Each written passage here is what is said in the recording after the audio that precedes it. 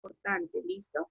Entonces, en la primera parte de la guía les aparecía prácticamente un cuadro comparativo donde les explica como las diferencias y las características tanto del neoclasicismo como del romanticismo. ¿Listo? Entonces, ¿quién me dice qué es el neoclasicismo? De lo que se acuerdan más o menos.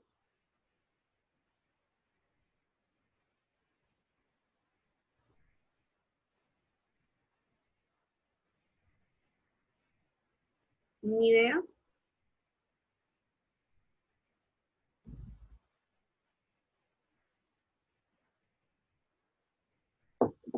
Pues, según lo que yo me acuerdo, el neoclasicismo vuelve a lo clásico. No, pues, o sea, es más como, es, es más rígido, ¿sí? No cree ni en sentimientos, ni en imaginación, ni en fantasía, ni nada. Es rígido, solo cree en lo que hay. Y pues, esto fue como en el tiempo de todas las independencias de Latinoamérica. Entonces también eso puede jugar un gran papel a la hora de ver qué es el neoclasicismo. Ok. Y pues, ya para. Si tienes algo más por decir, dale, qué pena por interrumpir. No, tranquila, ya Listo. no tengo nada más. Entonces, nosotros, si no estoy mal, creo que el periodo pasado vimos el tema de textos de la conquista, ¿cierto? Donde prácticamente, no sé si ustedes se acuerdan de la crónica de Indias. Entonces, normalmente esta crónica contaba historias sobre los españoles, ¿no? Entonces, de todo lo que hablamos, no sé si ustedes se acuerdan, que los hacían ver como personas, como héroes, ¿no? Entonces, que habían hecho muchas cosas por la patria, habían descubierto un lugar que no, para ellos no estaba descubierto y demás, ¿listo? Entonces, ya después, al pasar el tiempo, claramente surge el neoclasicismo, ¿listo? Entonces, como decía Valeria, en esta parte, o bueno, en esta época, la mayoría de países aquí en América se empezaron a independizar, ¿listo? Entonces, como les aparece aquí, son movimientos anticoloniales. ¿Cuál es la comparación? En los textos de la colonia, claramente, todo era referente hacia los españoles, pero ya aquí en el neoclasicismo se empezó a ver un poco el desprecio que se tenía frente a los colonizadores, listo, más que todo en América, listo. Aquí nos aparecen varios siglos. ¿Cuál es el siglo en que surgió el neoclasicismo? De todos los que les aparecen ahí.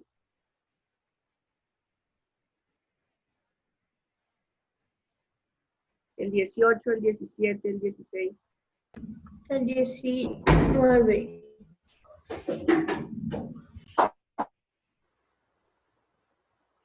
¿Segura?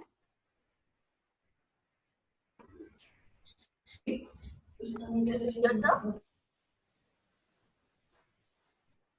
Por allá escuché algo al fondo, pero no, no. ¿El 18, profe? Eh, miren bien, miren bien. Ay, no, es el 19. Pues dice el neoclasicismo se desarrolla en América en la primera mitad del siglo XIX. Ajá, sí. Aquí en América se desarrolló más o menos en el siglo, o bueno, a la mitad del siglo XIX, pero también toma una parte del siglo XVIII. ¿Listo? Entonces, claramente como todos estos movimientos, chicos, están acompañados tanto de la literatura, del arte, de la cultura y demás. ¿Listo? Ya, pues como en un momento lo dijo Valeria, eh, este movimiento prácticamente de lo que se encarga es ver la realidad, pero de una manera muy rígida, ¿no? Entonces, claramente no se tomaban en cuenta de pronto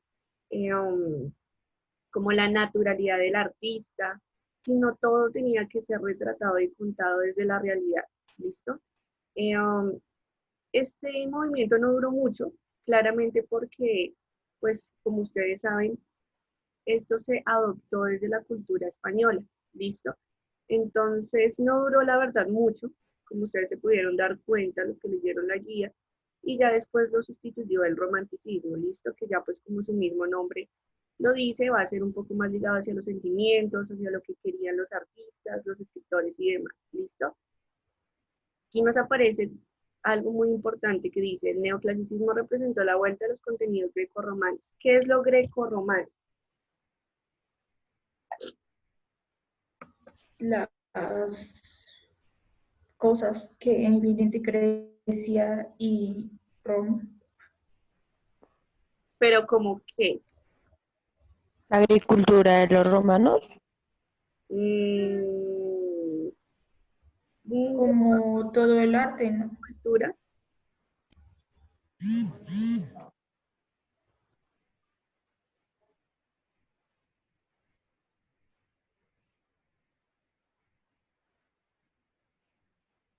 ¿qué se les viene a la mente? Nada. ¿Ustedes creen, o bueno, de pronto creen que tiene que ver algo con la arquitectura?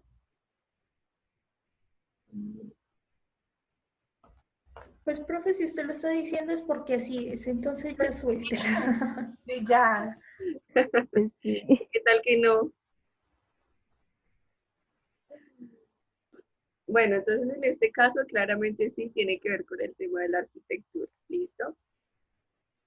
Claramente, pues, como lo decíamos anteriormente, este movimiento se caracterizó por la independencia de prácticamente de Latinoamérica, ¿listo?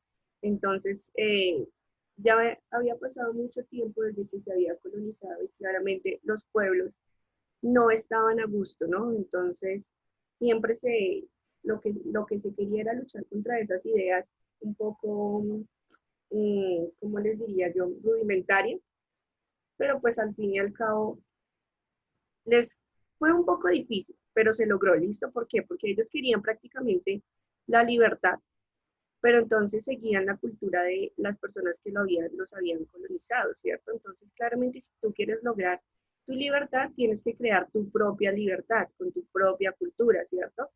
Entonces, por eso fue que este movimiento no duró mucho, ¿cierto? Porque era muy, muy rígido y pues ya después pasamos al romanticismo, que ya sí se puede evidenciar un poco la independencia pues, de los pueblos y de cada país, ¿listo?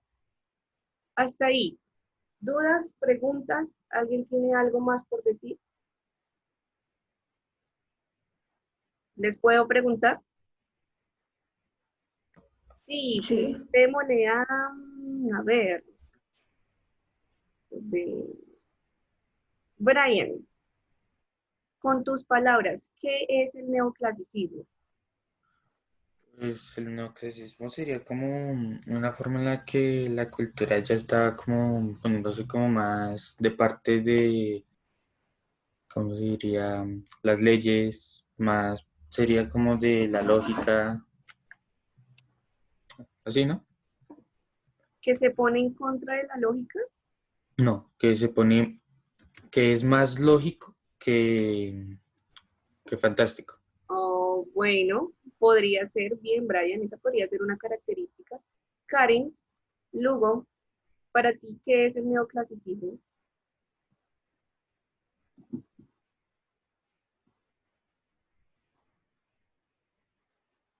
De todo lo que acabamos de mencionar.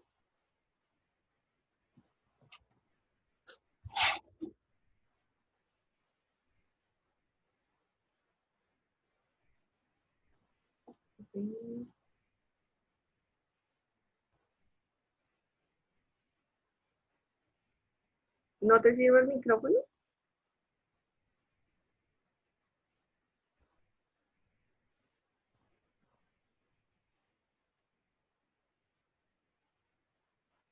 Dame una característica del neoclasicismo.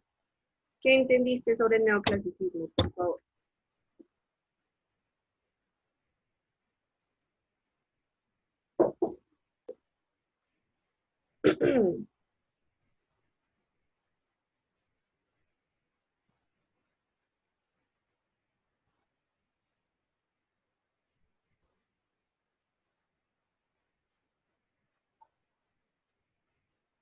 Daniela, ¿qué entendiste sobre el neoclasicismo?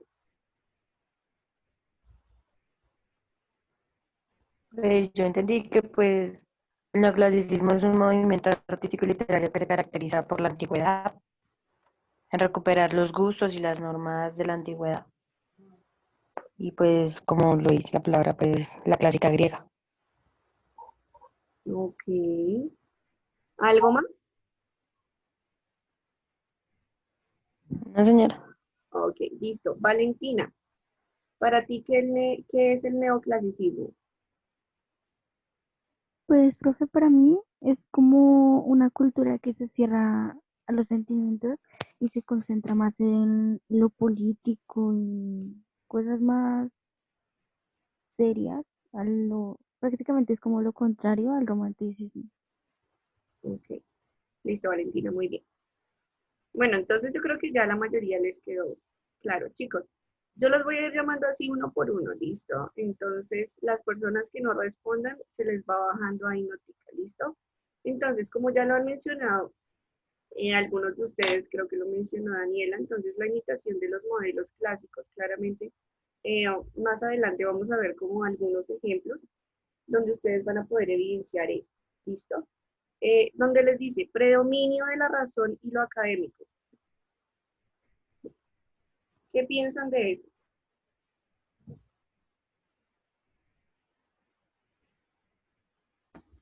Que es muy rígido, sí, o sea, como es el neoclasicismo.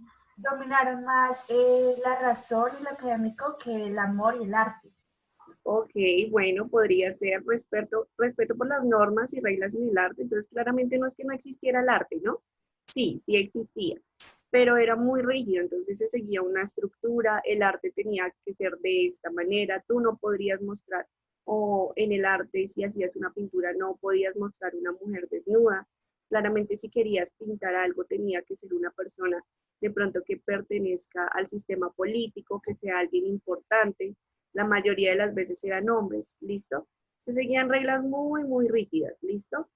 Preocupación por la expresión formal, claramente tiene que ver con lo que habíamos dicho, rechaza la fantasía, entonces claramente aquí no existían de pronto el tema de cuentos, no sé, fantásticos que no fueran, por así decirlo, reales o se desligaran un poco de la realidad, ¿listo?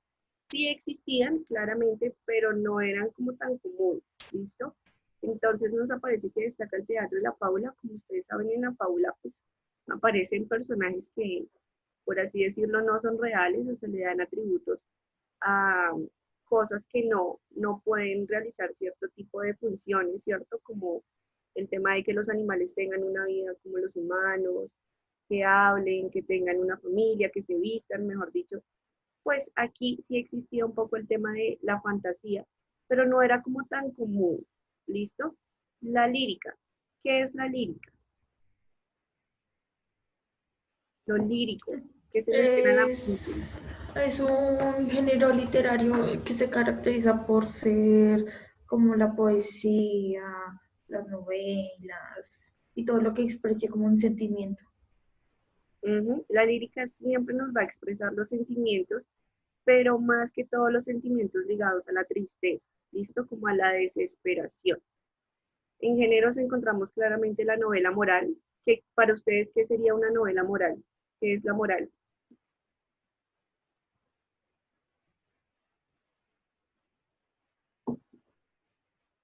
¿Qué les han dicho en ética? ¿Qué es moral?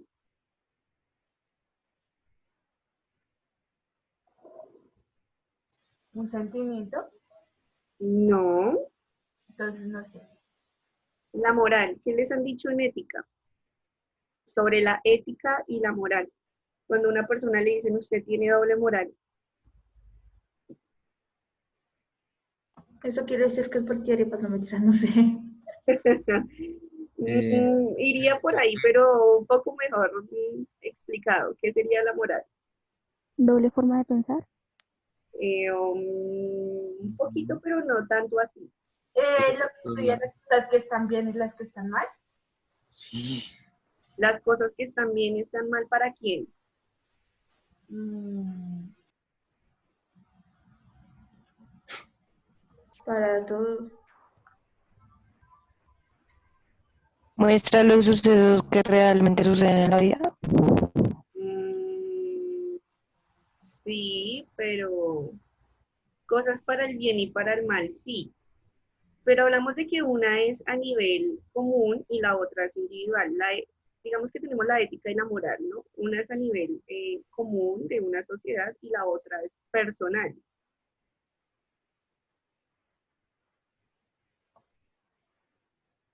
¿Mm? ¿Qué es la moral y qué es la ética?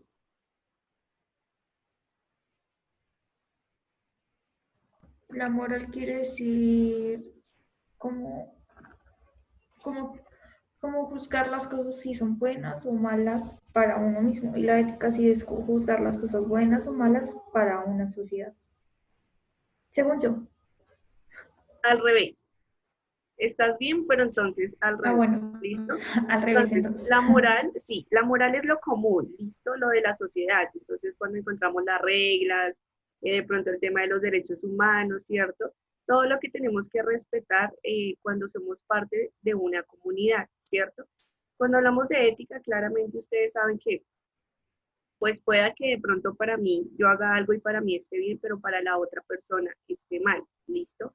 Entonces, la ética es un poco más individual, ya de lo que tú haces como persona, y la moral ya es lo que rige una sociedad. Entonces, claramente, si hay reglas, tú tienes que comportarte de acuerdo a lo que diga la sociedad, ¿listo? Porque si no lo haces, pueden haber consecuencias, ¿listo? Entonces, por ejemplo, está prohibido matar y tú matas, entonces claramente va a haber una consecuencia donde vas a ir a la cárcel y demás.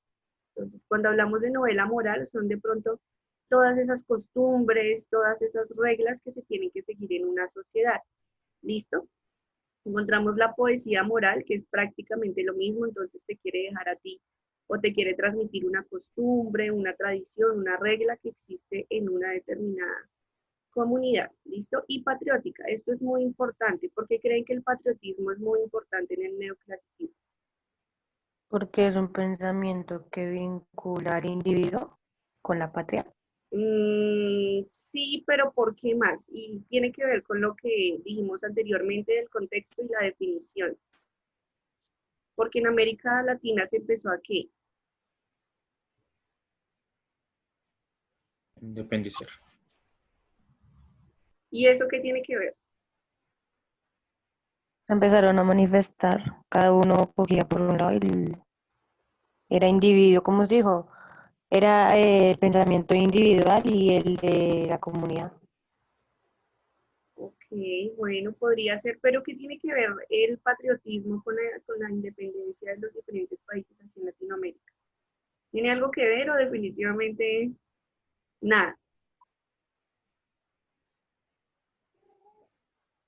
¿Tú qué dices, Julián? ¿Tiene algo que ver o no?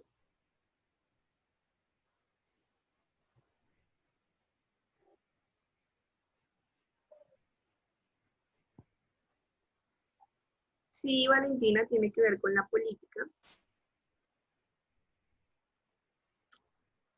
pero ¿por qué creen que era importante? Porque el patriotismo tiene que ver con la independencia.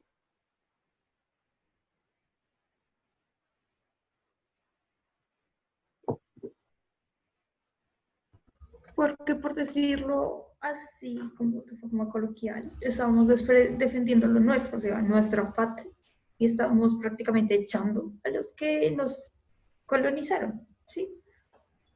Pues digo, o sea, es que no sé cómo explicarlo bien. ¿Puedes repetirlo? Estamos echando. A ver, en vez de echar.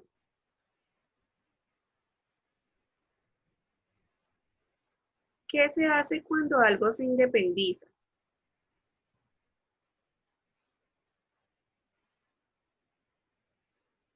Kimberly, Lucía, Julián, ¿qué se hace cuando algo se independiza? Se intenta reformar lo que estaba antes. Bien, sí, podría ser. ¿Qué más?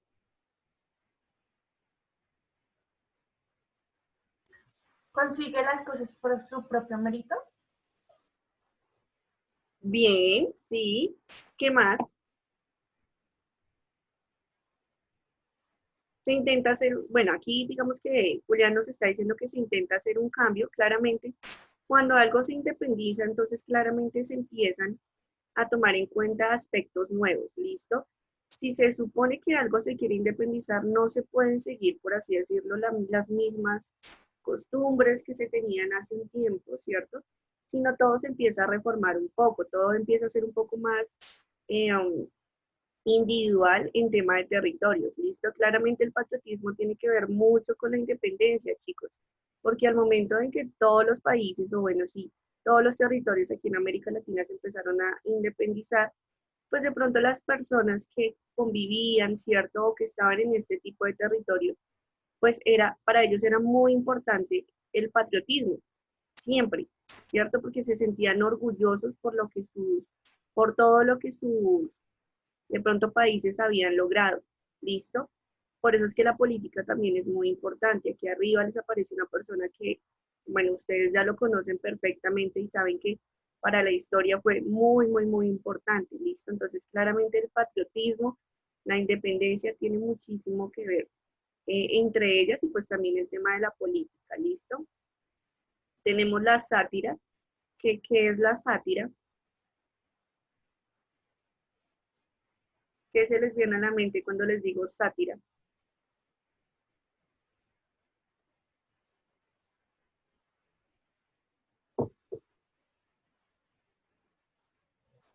Es algo que los humanos hacen a diario.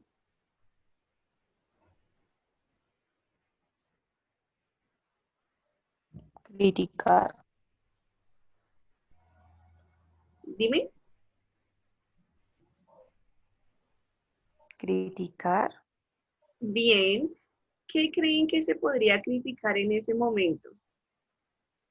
La sátira es una crítica, ¿listo? ¿Qué se podría criticar en el neoclasicismo?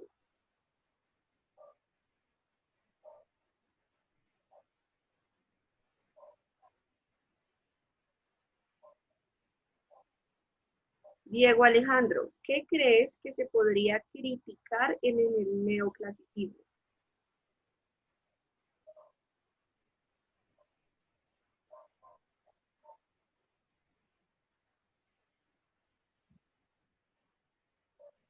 Diego,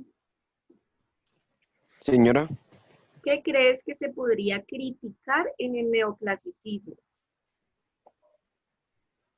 mm,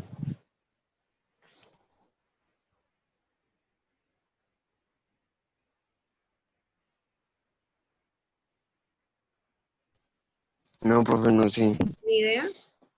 no. ¿A alguien se le viene algo a la mente? ¿Qué se podría criticar? Ellos no estaban de acuerdo con qué.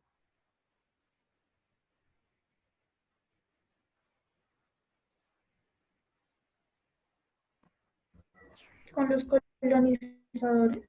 Muy bien. Con el tema de los colonizadores, ¿listo? Entonces, claramente como ellos en este momento ya se estaba generando, bueno, como ya lo repetió varias veces, el tema de la independencia, ¿cierto? Entonces, digamos que la mayoría de las sátiras eran en contra. Claramente no es una crítica así súper destructiva, ¿no? Sino hay que, ellos tienen una estructura, ¿listo? Más adelante vamos a ver ejemplos. Entonces, claramente cuando hablamos de sátira, se habla, se critica algún aspecto como tal, sin la necesidad de pronto de lastimar a la persona o de destruirla, por así decirlo. Hay una manera de hacerlo, ¿listo? La mayoría de las sátiras que se realizaban en esta época eran en contra eh, de la colonia, ¿listo? En contra de los españoles. Encontramos la fábula, que ustedes ya la conocen, yo creo que no es necesario repetirla. La epístola. ¿A alguien se le viene a la mente algo con epístola? Sin una averiguarlo en carta. internet. ¿Con qué tendrá que ver la epístola?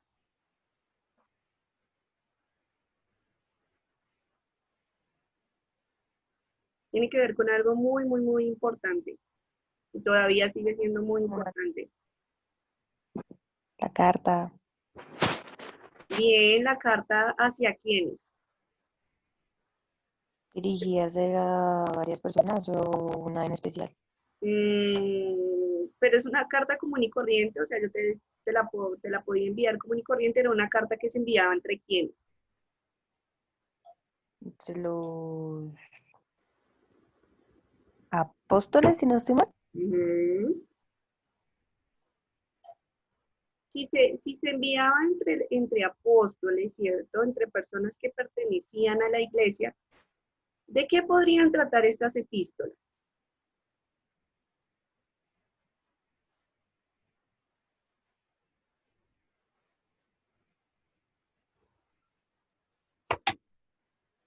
¿Para qué se envía una carta? Para alguna razón. Sí, para Para dar una razón. comunicarse. Ok, para comunicarse, sí, podría ser. Digamos que normalmente se daba para tratar de dar a conocer lo que estaba sucediendo en esta época en el tema de la religión, listo, en el tema de las iglesias y demás. Se hacía, o bueno, era exclusiva, por así decirlo, de las personas que pertenecían a la iglesia. No era que alguien del pueblo enviara una carta a un, perdón, a alguien que pertenecía a la iglesia, no, sino era como un medio de comunicación que utilizaban entre ellos, claramente pues para comunicarse y para enviarse razones de acuerdo a lo que estaba sucediendo en esta época, ¿listo? Encontramos los discursos, claramente como estamos hablando de lo político, en lo político es muy importante el discurso oral, ¿listo? Entonces, encontramos discursos tanto orales como escritos, pero en este momento eran más importantes los discursos orales, ¿listo? Todo lo que decían prácticamente los políticos y que todavía sigue sucediendo. Y los proclamas, ¿qué son los proclamas?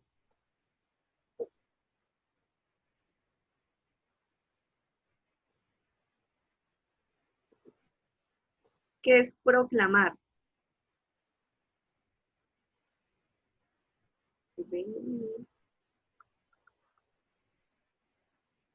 Bien, podría ser como una notificación pública, sí. ¿Qué es proclamar? ¿Cómo confirmar algo? Podría ser cuando ustedes les dicen está proclamando la fe.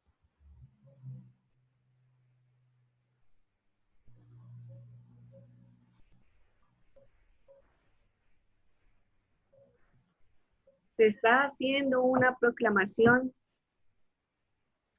¿no? ¿Está dando a conocer? Que Sí, se está imponiendo. ok, pero digamos que el proclama es muy parecido al discurso, pero ¿qué necesita el proclama? ¿Cuál es la diferencia entre el discurso y el proclama?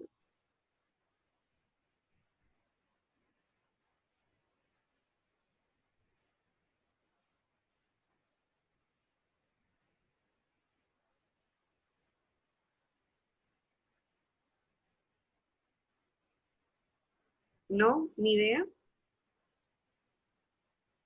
El proclamar, los dos son orales, ¿listo? El proclamar es un poco más exagerado, ¿listo? El discurso normalmente se tiene que modular la voz, ¿cierto?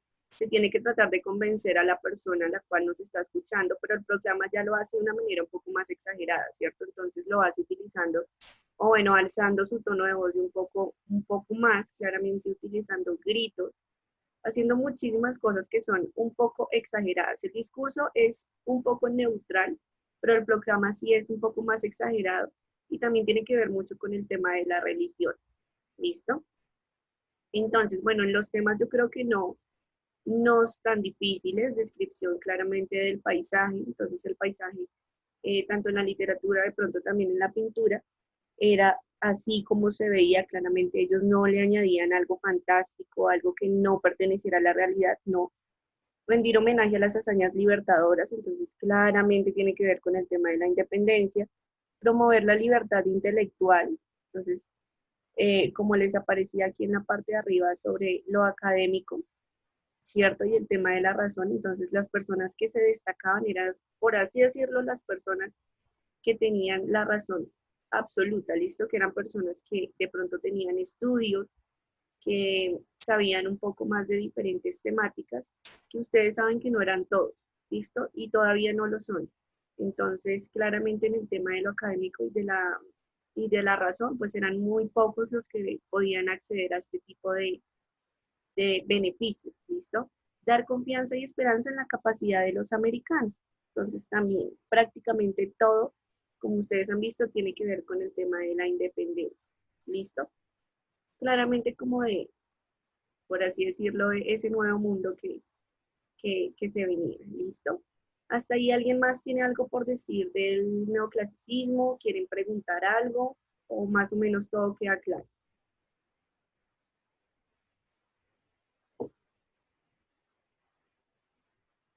Kimberly, ¿tienes preguntas? Lucía, Julián, ¿tienes preguntas? Alejandro. No, señora.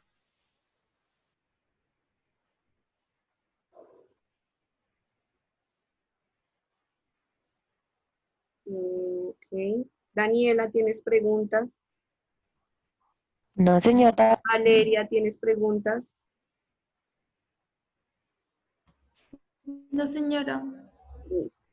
Ahorita, bueno, yo sé que puede sonar un poco aburrido, sí, lo sé, porque es teoría, listo, pero ya un poquito más adelante vamos a ver un poco ejemplos de este tipo de géneros y yo sé que les va a gustar, listo. Entonces, de lo que habían averiguado, ¿qué es el romanticismo? De lo que leyeron de la guía. ¿Por qué se pasa del neoclasicismo al romanticismo?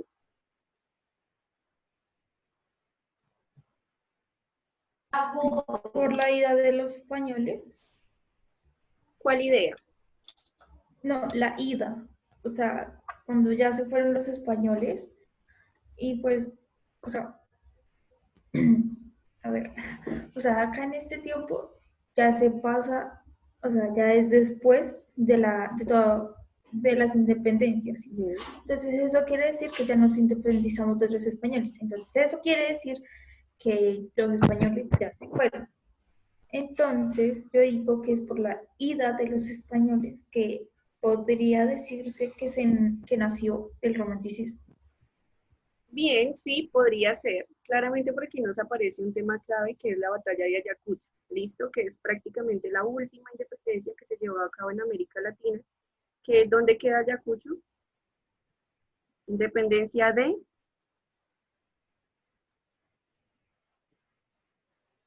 Perú. muy bien, de Perú. ¿Listo? Entonces, ¿qué pasa? El neoclasicismo